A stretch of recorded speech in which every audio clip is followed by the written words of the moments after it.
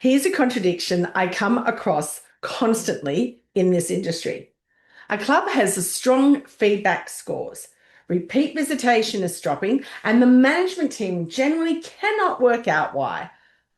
But I can. I've seen it hundreds of times across 30 years of working in clubs and hospitality. Getting a member through the door once is relatively easy, but getting them to choose you again over every other option competing for their time and money is the real work. And most clubs are leaving that entirely to chance. Carlos Castillo joined me on the podcast this week, and he made a point that I want to unpack here because it applies directly to registered clubs. He works in the accommodation space, helping operators own the guest relationships rather than handing them to a third-party platform. And the problem he described?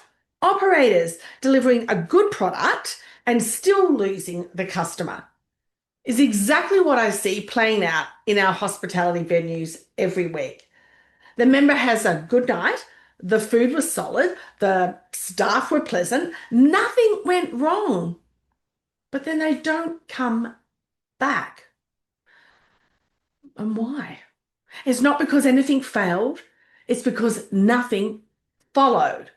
There was no reason given to them to return.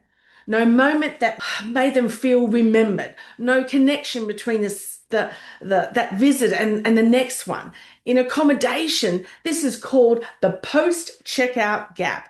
In clubs, I call it the farewell problem. The visit ends, the member walks out, and the relationship resets to zero. Now, some of this is a systems issue. Clubs often have member data sitting in their, CRM, that gold mine of information that never gets used to personalize communication or create a reason to return. That is worth fixing, and it's relatively straightforward. But the part I want to focus on here is that human side, because that's where the training gap lives. Think about it this way. The last time a member left your venue, what did that look like?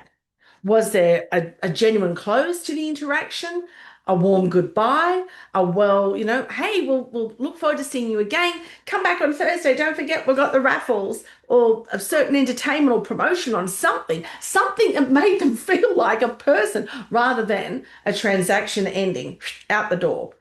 Get the door shut. Keep me warm. Or did the staff member move on to the next thing before the member had reached the door?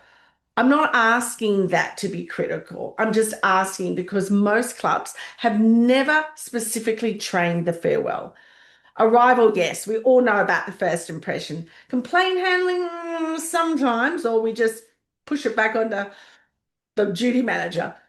The close of a visit almost never, and it matters more than people think, very rarely gets trained. It's the feeling a member carries home with them. It what gets mentioned or doesn't. When someone asks them, hey, is the club worth visiting? There's also a broader point here about what actually does loyalty require. It requires consistency across the whole visit, not just the highlights. A great meal followed by an indifferent goodbye still leaves a flat feeling. A warm, genuine close can recover perhaps even an average meal. Your team can be trained to do this. It's not complicated, but it does require intention and it requires someone in the organisation deciding that it matters. So the three things I'd encourage you to look at this week is, first, observe 5 member farewells at your venue and note honestly what you see. Second, check whether your club has any structured follow-up process after a member visits, a communication, an acknowledgement, anything that creates that thread between that visit and the next. And the third and final is ask your floor supervisors whether closing interactions has ever been covered in their team training.